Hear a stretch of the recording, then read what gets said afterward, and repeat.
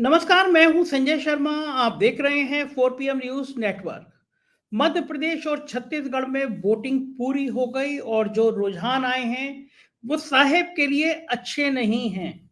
मैंने आज सुबह से लगातार मध्य प्रदेश में और छत्तीसगढ़ में पत्रकारों से बात की, वहां की पॉलिटिकल पार्टी के कुछ इंपॉर्टेंट लोगों से बात करी और जो जनप्रतिनिधियों के अलावा सामाजिक कार्यों में जो लोग रहते हैं उनसे बात हुई। बम्पर वोटिंग दो बातों का इशारा करती है। बम्पर वोटिंग इस बात का इशारा करती है लोग खुश हैं अपना वोट डालने के लिए, और बम्पर वोटिंग इस बात का इशारा करती है कि वो बदलाव की तरफ चाहती है जनता। ये पहले भी देखा गया है कि जब किसी राज्य की हुकूमत को उखाड़ फेंकने का मन बनाते हैं लोग, तो वोटिंग बहुत जमकर करते हैं। मध्य प्रदेश के दर्जनों गांवों में मैं घूमा हूं, खुद मेरी टीम के साथ घूमा हूं। मैंने तमाम विधानसभाओं का दौरा किया और खास तौर से जहां पे साहिब के मंत्री लड़ रहे थे उन चुनाव में क्षेत्रों में गया, और मुझे वहां भी संकेत मिले थे। मैंने अपने इस चैनल पर डाला था, स्पॉट पे रिपोर्टिंग करते हुए डाला था कि साहेब के मंत्री अधर में हैं, साहेब के मंत्री परेशान हैं। और ये गाथा एक दिन में नहीं लिखी गई, ये परेशानियां एक दिन में हासिल नहीं हुई। दरअसल ये साहेब की बोई हुई वो विरासत है जो मध्य प्रदेश और छत्तीसगढ़ में अब दिखाई दे रही है। जो फसल साहेब ने लगाई थी वो उजड़ने के दिन आ गए हैं।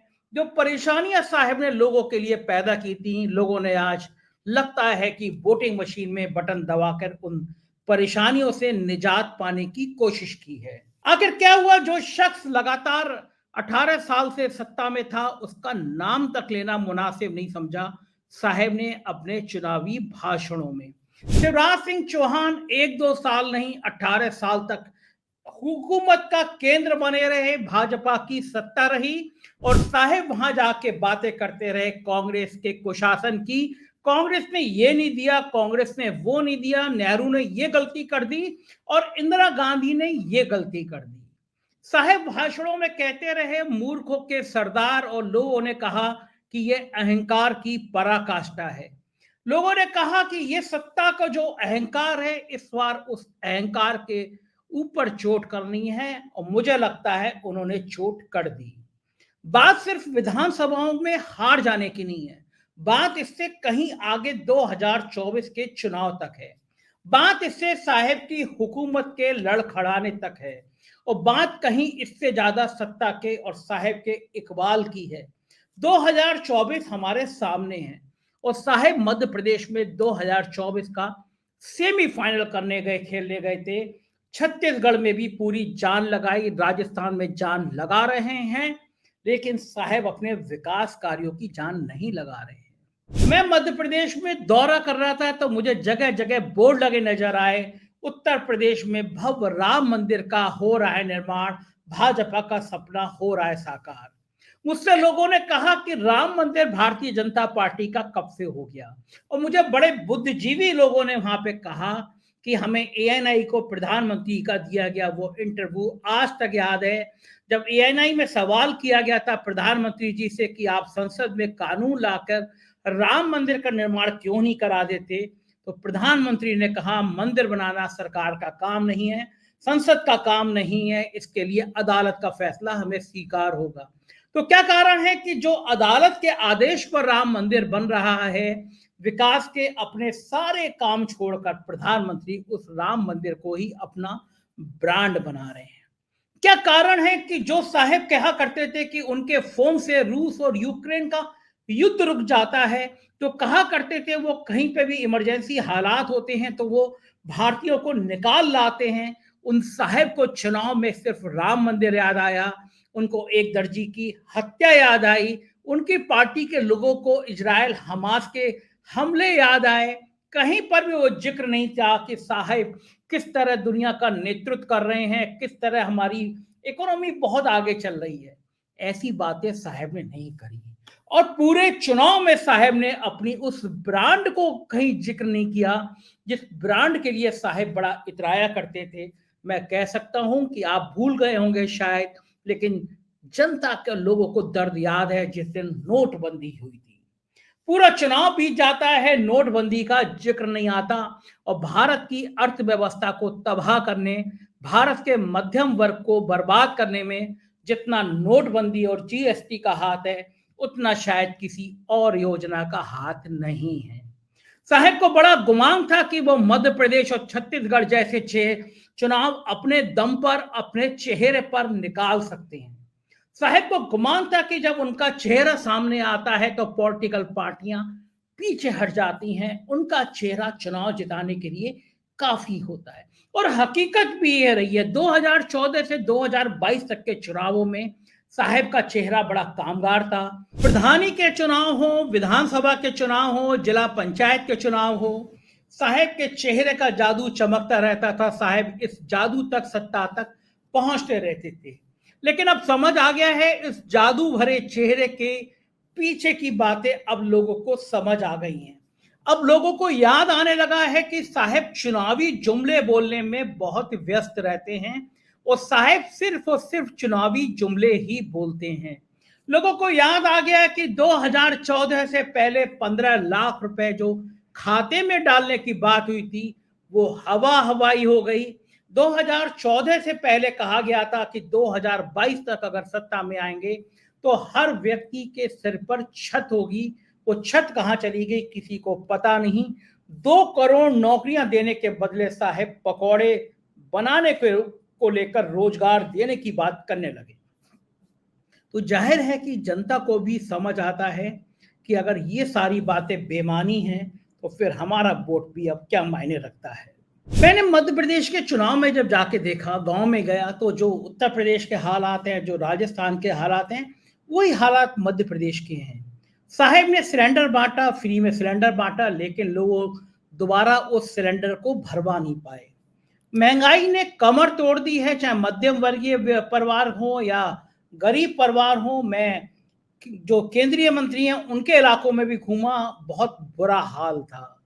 और गरीबी एक ऐसा श्राप है, गरीबी एक ऐसा अभिशाप है जिससे साहब दूर करने की कोई कोशिश नहीं कर सके। आरोप लगता रहा, उन्हें अपनी पूंजीपति मित्र याद रहते हैं, गरीब याद नहीं रहते। अदम गोंडबी की एक कविता है, मुझे याद आ रही है, कुछ पंक्तियां हैं जो मुझे बहुत अच्छी लगती हैं। मैंने सोचा वो आपके साथ भी शेयर करूं।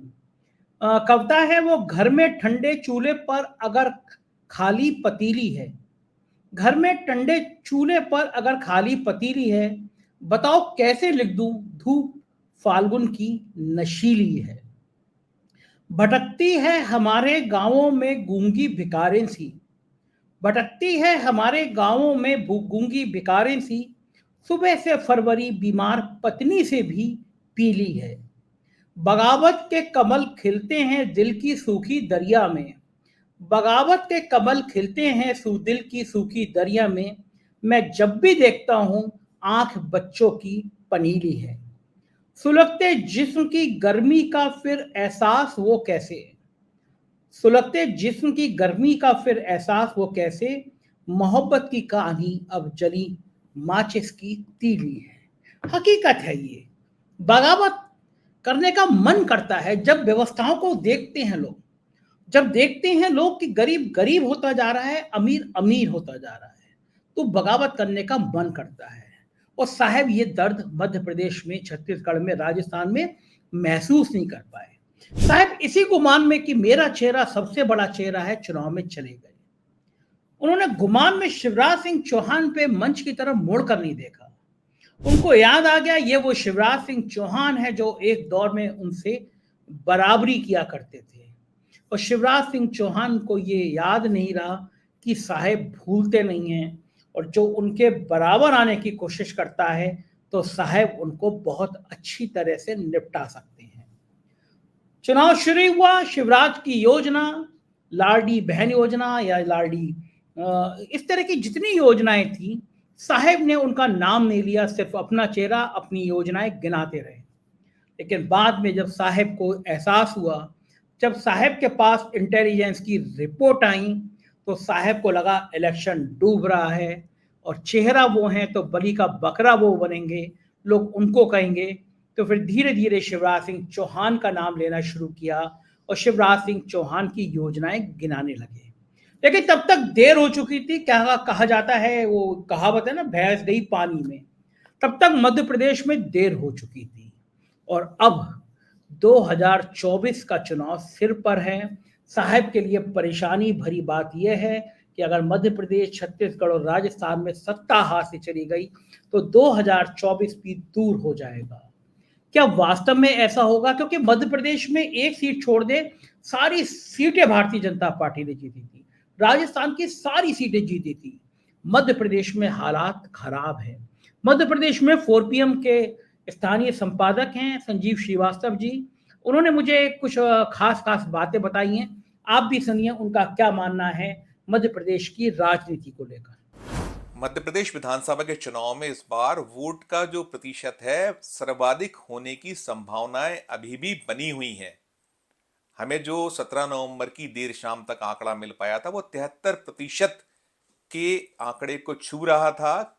और ये बतलाया जा रहा था, चुनाव आयोग के सोर्स बता रहे थे कि कई सारे स्थान ऐसे हैं जहां से अभी वोट का परसेंट आना बाकी है।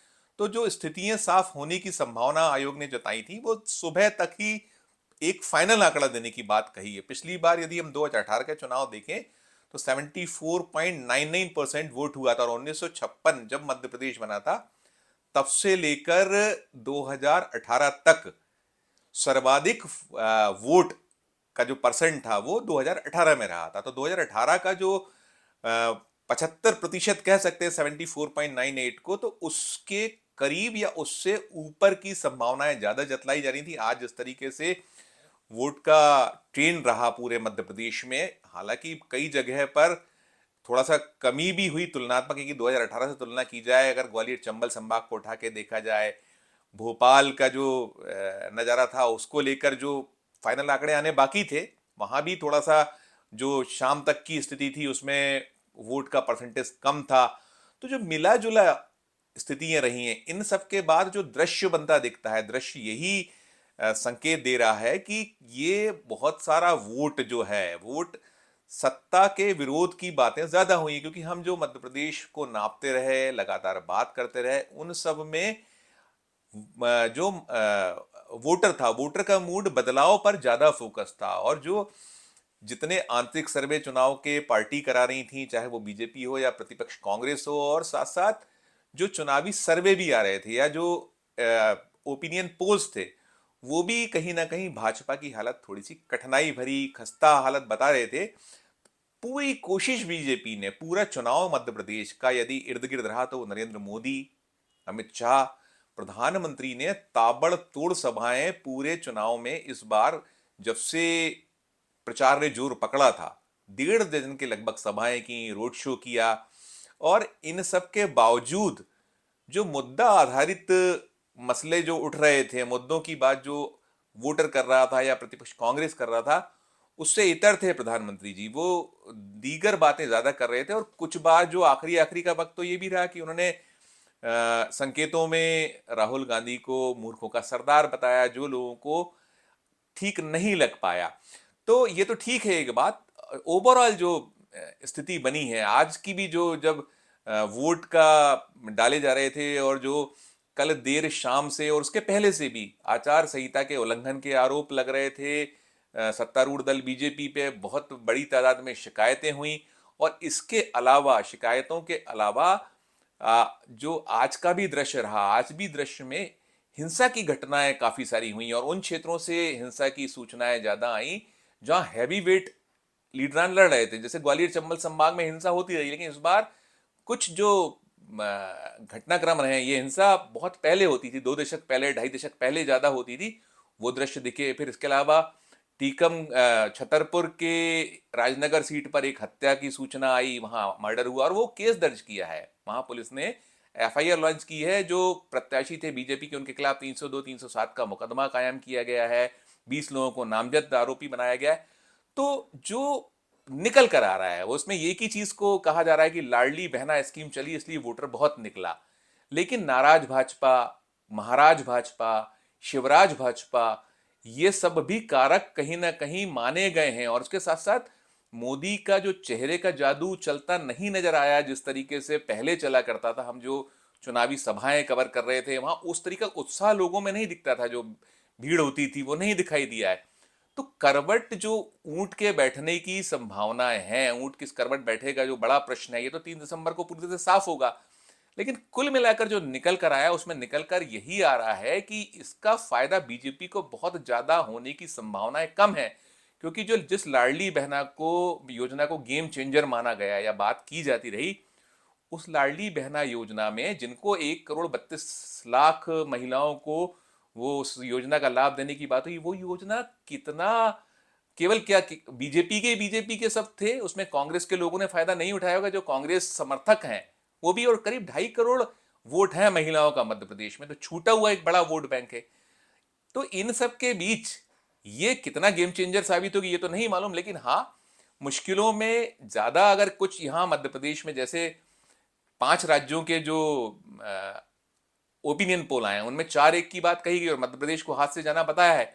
मध्य प्रदेश यदि हाथ से चला जा रहा है तो ये ना केवल बीजेपी बल्कि मोदी और अमित शाह के लिए बड़ी संकट पैदा करने वाला होगा। मध्य प्रदेश में लोकसभा के 2019 के चुनाव में जब बीजेपी यहां सत्ता खो बैठी थी, चौथी बार नहीं जीत पाई थी, तो उसके बाद 29 में से 28 सीटें उसने जीत ली थी। अब ये पूरा का पूरा जो कैंपेनिंग रहा है मोदी का, शाह का, बीजेपी का, उसमें 2024 को भी ध्यान में रखकर पूरा का पूरा कार्ड्स खेले गए हैं। तो यदि यहां पर मध्य प्रदेश हार जाते हैं, छत्तीसगढ़ हारना सुनिश्चित माना जा रहा है, तेलंगाना में बीजेपी की कहीं से कहीं तक बिसाती नहीं है, मिजोरम उसके हाथों से निकल चुका है, 3 तो जा ही रहे हैं, सिर्फ उसको उम्मीद राजस्थान में कुछ एज बताई गई है, तो राजस्थान और मध्य प्रदेश भर बचा हुआ है। लेकिन यहां भी जिस तरीके का वोट का ट्रेंड रहा है, हिंसा हुई, और हिंसा सत्तारूढ़ दल के लोगों पर ज्यादा आरोप लगे। भोपाल में मंत्री जो यहाँ है शिवराज कैबिनेट के, उनको हाथ छोड़ते देखा गया, इंदौर में विधायक के पुत्र को देखा गया, वो कुटाई करते नजर आए, कांग्रेस समर्थकों की उन पे मुकदमा कायम हुआ है। तो पूरा का पूरा जो परिदृश्य, यदि मध्य प्रदेश हाथ से निकलता है तो 24 बेहद बेहद कठिनाई वाला नरेंद्र मोदी, अमित शाह और बीजेपी के लिए होगा, ये सुनिश्चित सा लग रहा है। तो ये थे संजीव श्रीवास्तव जी, आप सुन रहे थे, समझ रहे थे उनसे कि क्या हालात हैं। लेकिन साहब के इन हालातों से, आज के रुझानों से, मेरे एक मित्र हैं दिल्ली में, पत्रकार हैं, हंसते हुए मुझसे कह रहे थे कि आज के जो रुझान है उससे राजनीतिक गलियारों में चर्चा ये हो रही है कि साहब का सूरज डूब रहा है। चर्चा ये हो रही है कि साहब की सत्ता जा सकती है, साहब के लिए 2024 में बहुत बड़ी परेशानी सामने आ सकती है। लेकिन उन्होंने हंसते हुए कहा कि कुछ चेहरे ऐसे हैं जिनके कैंप में आज बड़ी खुशी की लहर होगी आज के रुझानों से।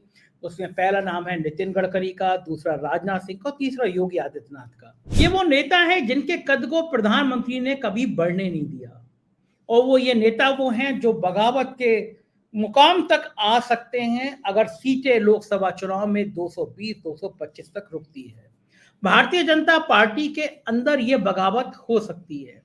प्रधानमंत्री नरेंद्र मोदी ने जिस तरह उत्तर प्रदेश के योगी आदित्यनाथ को दबाने की कोशिश करी, जिस तरह नितिन गडकरी के भ्रष्टाचार की कहानियां मार्केट में आती रहीं, जिस तरह राजनाथ सिंह जहर का घूंट पी के खामोश रहे, उससे एक नई कहानी राजनीति की और पैदा होती है। बड़ा सवाल यह है कि क्या अमित शाह को छोड़कर कोई व्यक्ति, कोई पॉलिटिकल पार्टी में, इतनी बड़ी पॉलिटिकल पार्टी में अमित शाह और जेपी नड्डा को छोड़ के कोई तीसरा व्यक्ति है जो प्रधानमंत्री मोदी की इतनी प्रचंड जीत की वापसी की कामना करता है? और अगर ऐसा नहीं है तो क्या प्रधानमंत्री नरेंद्र मोदी ने एक खतरनाक राजनीतिक पारी नहीं खेली है जिसका अंजाम उतने भुगतना पड़ सकता है? क्योंकि जब सत्ता नहीं रहती तो ये बात की बड़ी संभावना होती है कि आपके विरोधी, जिन्होंने आपसे यही आचरण सीखा है, आपने जिनकी उनकी बैंड बजाई है, क्योंकि एक सीमा से ज्यादा परे जाकर सीबीआई, ईडी, इनकम टैक्स का इस्तेमाल किया है प्रधानमंत्री जी ने। और हिमाचल प्रदेश की वो घटना लोग भूलते नहीं है कि जब एक नेता, इतने इंपॉर्टेंट नेता की बेटी की शादी थी, फेरे पड़ने वाले थे, तब इनकम टैक्स ने उनकी रेड की थी। और लोग जानते हैं इस तरह के छापे किस लिए और क्यों डाले जाते हैं। तो क्या माना जाए कि प्रधानमंत्री मोदी जी ने इतिहास के पन्नों पर वो कलम से, अपनी कलम से वो कथा लिख दी है जिसका नुकसान उन्हें भविष्य में उठाना पड़ सकता है? नतीजे 3 दिसंबर को आएंगे, लेकिन ये बात तय है कि मध्य प्रदेश छत्तीसगढ़ से जो रुझान आज सामने आए हैं, जो बातें सामने आई हैं, जो महिलाओं ने बढ़ चढ़कर वोट किया है, वो एक खतरे की घंटी जरूर बजा रहे हैं साहिब के लिए, भारतीय जनता पार्टी के लिए। और 3 दिसंबर को अगर ये बातें सच हुई तो जाहिर है प्रधानमंत्री जी का झोला उठा के चलने का वक्त आ गया। देखते रहिए 4 PM, अपनी राय से अवगत कराइएगा, चैनल को सब्सक्राइब करिएगा, ज्वाइन करिएगा, अपना प्यार बनाए रखिएगा। शुक्रिया, थैंक यू।